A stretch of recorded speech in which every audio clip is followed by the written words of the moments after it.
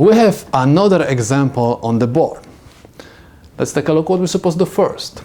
Always set the loop currents. This is going to be your I1. This is going to be your I2. And this is going to be I3. This is loop 1, loop 2, loop 3. First, we're supposed to find the sum of all resistances in loop 1, Z11. So I have Z11 equals R1 plus R2 plus R3 plus R4 plus R5. These are the resistances in loop 1, the sum of all resistances. So I have R1 is equal to 2 kilo plus 3 kilo plus 5 kilo plus 2 kilo plus 6 kilo. Z11 is equal 18 kilohms. Next, I'm supposed to find Z12, which is equivalent to Z21. This is the resistance between loop 1 and loop 2. This is my loop 1 and this is my loop 2. The resistance between these two loops is R5. So I'm going to write R5 over here. And R5 is equal to 6 kilo. Next, Z22. Z22 is the sum of all resistances in loop 2. So I'm going to have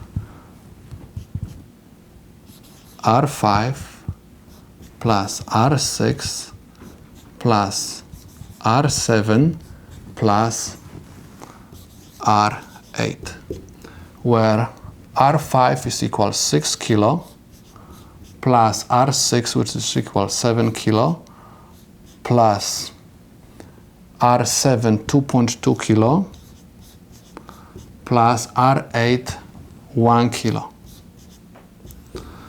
Z22 is equal 16.2 kilohms. Next, we're supposed to find the impedance between loop 1 and 3. So this is resistance number 4. This is the resistance between loop 1 and loop 3. This is equal R4, which is equal 2 kilohms. Next, I'm supposed to find the resistance, or we can also call impedance, between loop 2 and loop 3.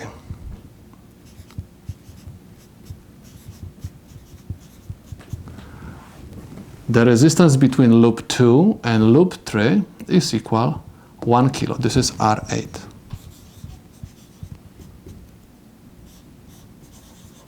One kilo. Next, we're supposed to find Z33. Z33 is nothing else than the sum of all resistances in loop 3. I have R4 plus R8 plus R9, which is going to be equal R4 is equal 2 kilo plus R8, which is equal 1 kilo, plus R9, which is equal 3 kilo. Everything is equal 6 kilohms.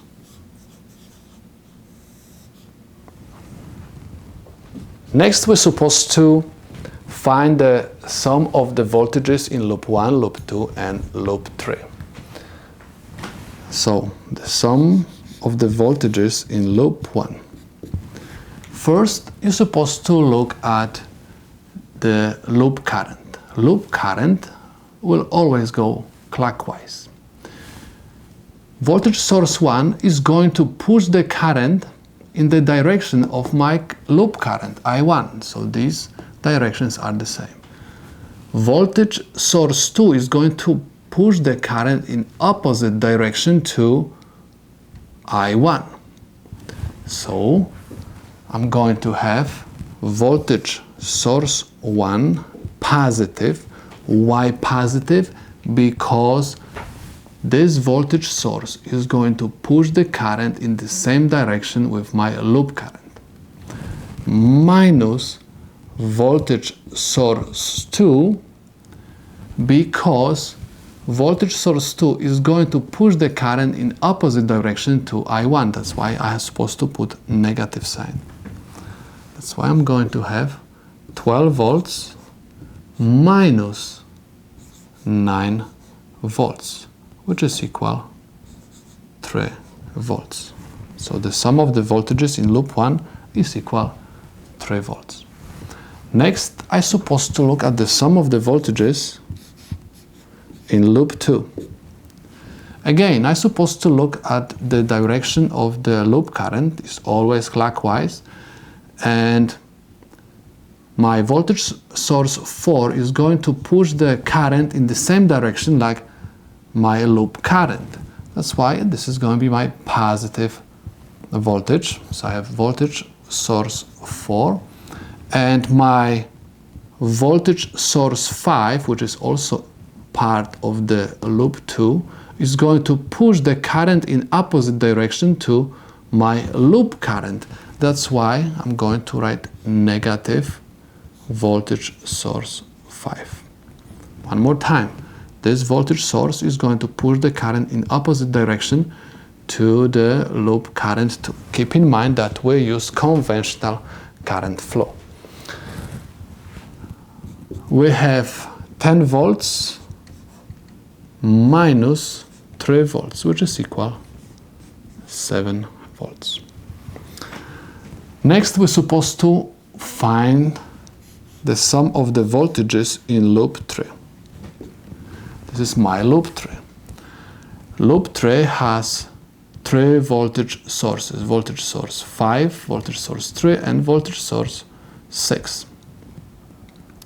So, voltage source 5 is going to push the current in the direction the same like the loop current. That's why this is going to be my positive voltage. I'm going to have voltage source 5 positive, because this current will go in the same direction like my loop current. Voltage source 3 is going to push the current in opposite direction to my loop current. That's why I'm going to have negative sign. Voltage source 3. Keep in mind, anytime this current and this current is going to oppose each other, we're supposed to put negative sign. Next, I'm supposed to look at voltage source 6. This voltage source is going to push the current in opposite direction to the loop current. That's why I'm going to make it negative. Negative voltage source 6. Keep in mind one more time, anytime loop current is going to oppose the current pushed by the voltage source, you're supposed to write negative sign. Anytime they're going to go in the same direction, you're supposed to keep positive sign. Next, I'm supposed to write the values. I have 3 volts minus 5 volts, and I have minus 8 volts, which is equal negative 10 volts. Now we are ready to write the mesh equations. We found already values of the impedances, and we found the values of voltages. So my Z11 is equal 18 kilo. I'm going to write 18 kilo I1 minus Z12 is 6 kilo I2. Z13 is equal 2 kilo I3, and the sum of the voltages in loop 1 is equal 3 volts. This is my first mesh equation. Next, I'm supposed to copy down negative because this is my general formula, minus Z21 is equal 6 kilo I1 plus Z22 is 16.2 kilo I2 minus Z23. Z23 is equal 1 kilo I3 is equal, sum of the voltages in loop 2 is equal 7 volts. This is my second mesh equation. Third one is negative Z31 is equal 2 kilo I1, Z32 is equal 1 kilo I2, and Z33 is equal 6 kilo I3, and the sum of the voltages in loop 3 is equal minus 10 volts. I got my mesh equations. Next, I'm supposed to find values of currents I1, I2, and I3. To find these values, I'm going to use determinants. First, I'm supposed to find delta. Delta is equal determinant of all my z's. Z11 negative, Z12 negative, Z13 negative, Z21 positive, Z22 negative, Z23 negative, Z31 negative, Z32 positive, Z33. What I did? I simply copied down these z's with the signs. Okay, so I'm going to have, let's say, positive Z11 in the first column, negative Z21 in the first column, and negative Z31 in the first column, third row. As you can see, I have positive Z11, negative Z21, negative Z31. Let's say second column, in the first row I have negative Z12, positive Z22, and I have negative Z32. In the third column I have negative Z13, negative Z23, and positive Z33.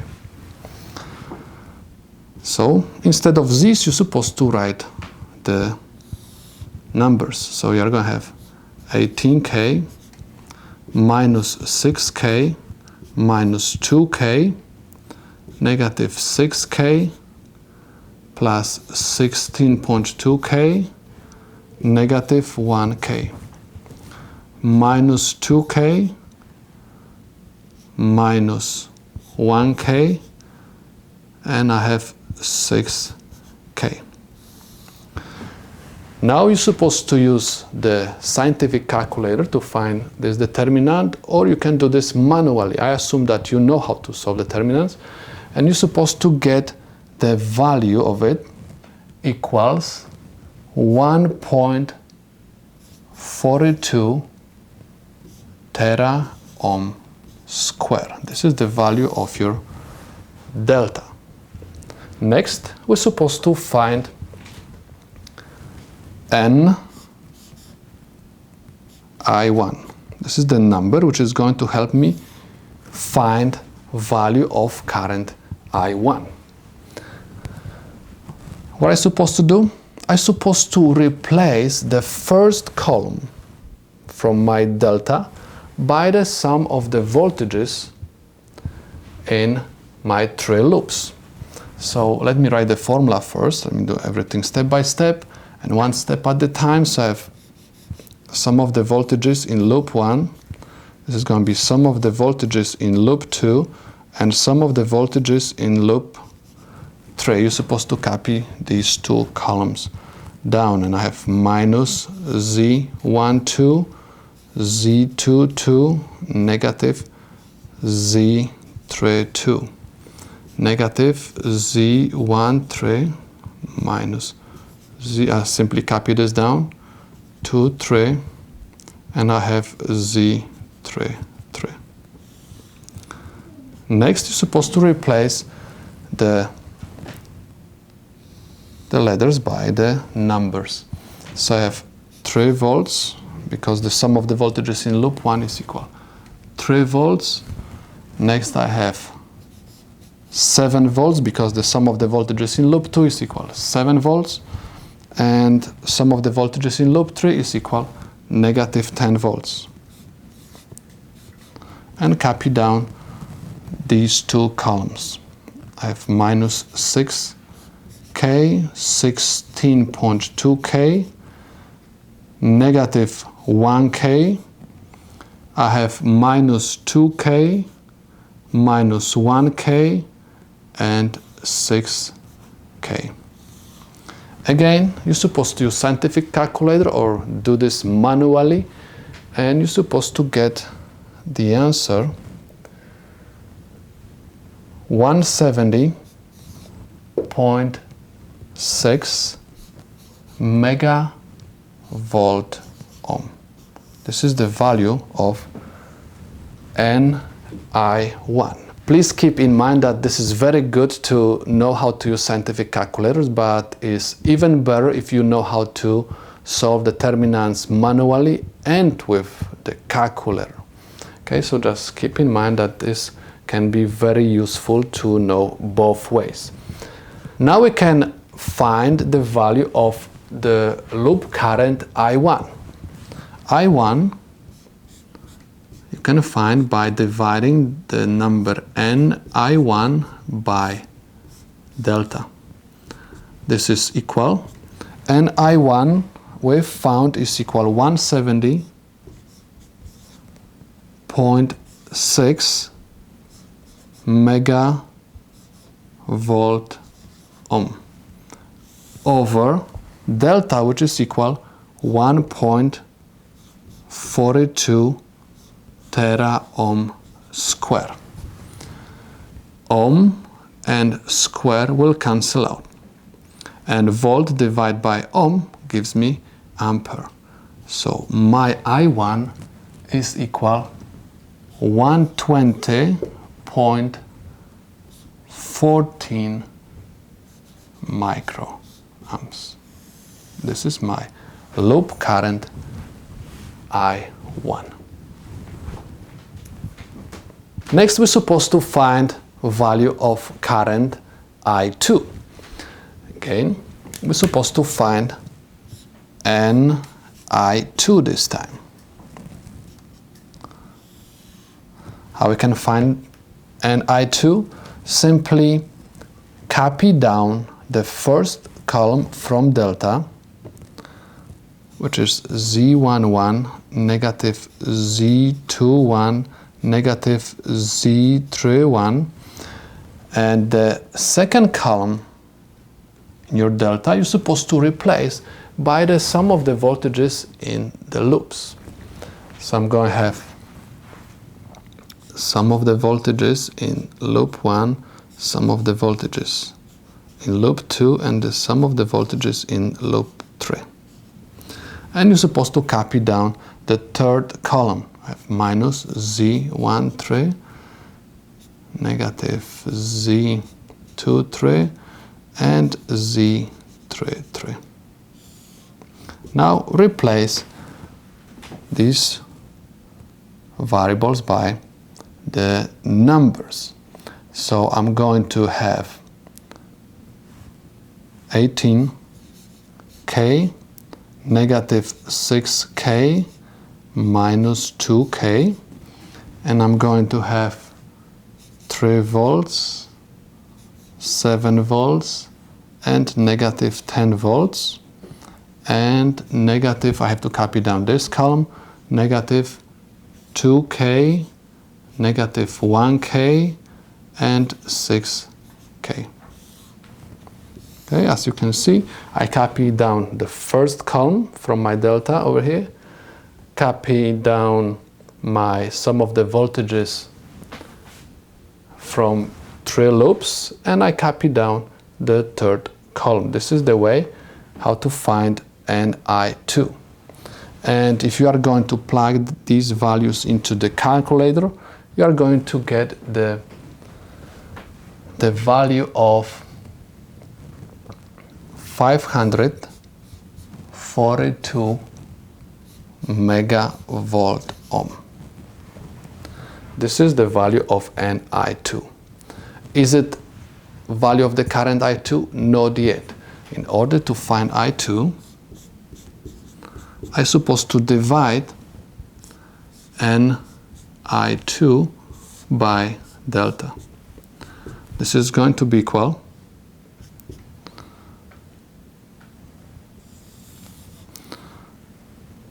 (542 megavolt ohm) divided by 1.42 tera ohm square.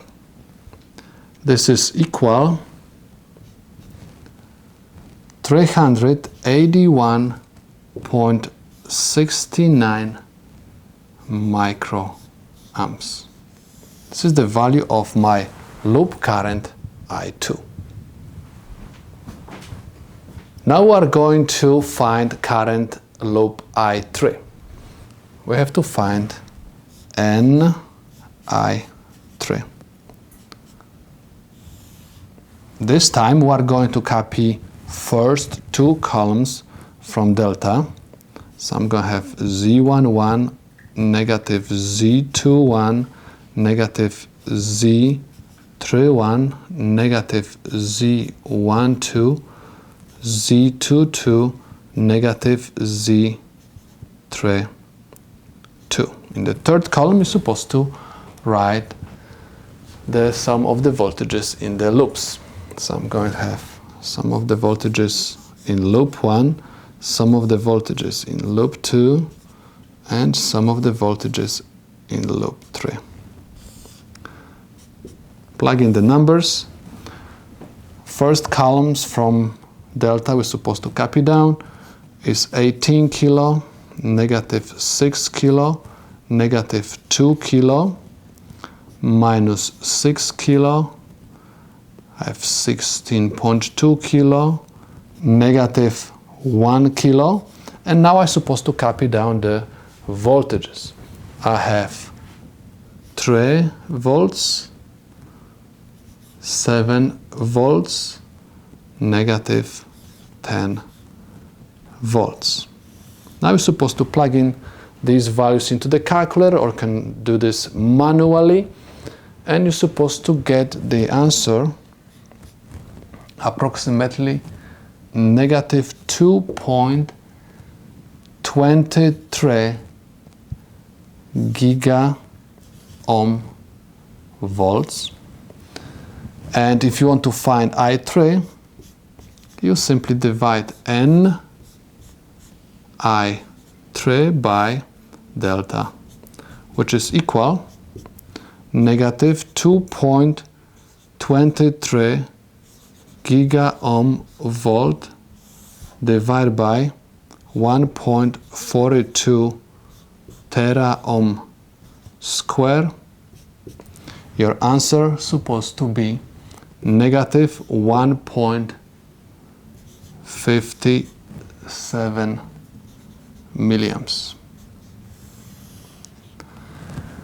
Please keep in mind that if you will solve the problem manually, you are going to round off the values of voltages and impedances or resistances. So if you are going to plug in the whole equation into the calculator and you will compare with your manual calculations, your answer could be a little bit off. But your answer is supposed to be approximately equal to whatever I have got. So if you got approximately these values, means your answers are correct. Let's continue. We've found already currents I1, I2 and I3. Next we're supposed to find current which goes through resistor R4. This is the current which will go through this resistor. Please notice that at this resistor two currents are going to meet, I1 and I3. They are going to go in opposite directions through this resistor. That's why if you want to find the current IR4, you're supposed to subtract from I1, I3. I1 minus I3 will give me the current which goes through resistor R4. I1 we calculated is equal 120.14 microamps minus I3 which is equal negative 1.57 milliamps. This is equal, IR4 is equal 1.69 milliamps. The value of current IR4 is positive. It means that my current which goes through resistor R4 goes in the direction of I1. So the current which will go through this resistor will go from right to left. Why? Because this value is positive and my current I1 is my reference current. So if the value is positive, means the current which goes through this resistor goes in the same direction like I1. Next we're supposed to find IR5. IR5 is the current which goes through resistor R5. Two currents are going to go through this resistor, I1 and I2. I1 from right to left and I2 from left to right. If you want to find the current IR5, you're supposed to find the difference of I1 and I2. I1 is 120.14 microamps minus I2, which is equal to 381.69 microamps. IR5 is equal negative 261.55 microamps. Please notice that the value of current IR5 is negative. Negative means that the current through this resistor is going to oppose current I1, because I1 in this case, because it's first, is my reference current. So if I got negative value of my IR5, means the current in the circuit is going to go in this direction, is going to oppose current I1. Next, we're supposed to find current IR8. This is the current which goes through resistor R8, this one. Again, two currents are going to go into this resistor, current I2 and I3. And are going to oppose each other because I2 go clockwise and I3 also go clockwise, but they meet together at this resistor going in opposite directions. So I'm going to write I2 minus I3. Remember, anytime currents are going to oppose each other, you're supposed to subtract them. Anytime they go in the same direction, you're supposed to add them up. I2 is equal 381.69 microamps, and I3 we found is equal negative 1.57 milliamps.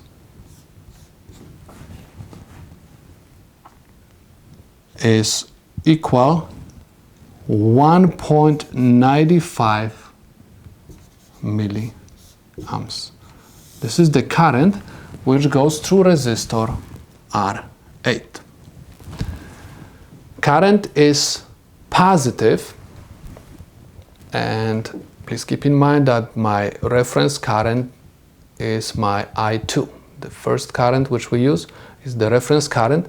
So if you are going to subtract I3 and you will get the positive value, okay, it means that the current which goes through resistor R8 goes in the same direction like I2. So it means the current in the circuit will go from the top to the bottom. Next, we're supposed to find VR2. VR2, voltage across resistor R2. Please keep in mind that the current I1 will go through resistor R2. In order to find voltage, we're supposed to use Ohm's law. So in this case, VR2 is going to be equal I1 times resistor R2, because voltage is equal current times resistance. I1 is equal 120.14 microamps times R2, which is equal 3 kilo. This is equal